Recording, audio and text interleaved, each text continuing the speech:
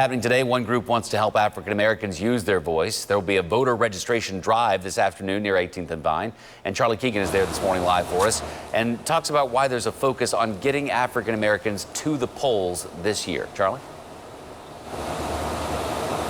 Taylor, yeah, for all the good things of African-American history, like baseball and jazz represented in this museum here behind me, there's a dark side, too, of course, of discrimination and disenfranchisement, which turned generations of African-Americans away from voting. But this year, organizers say that needs to change more than ever. They need African-Americans to have their voices represented in the election. So the NAACP of Kansas City, the Jackson County Bar Association, and Black Excellence KC are all coming together to host this voter registration drive.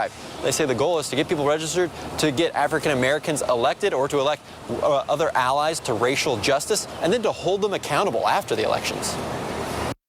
This is a huge time for us right now, and it's so important that other Black organizations gather together to invite everyone out to use their voices, especially during this time where it's really hard in the world to be Black.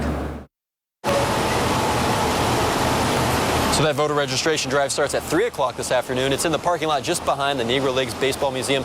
And because of social distancing, they're asking you just to stay in your car when you come up to register. So just another thing to consider as you come out to register to vote. Taylor?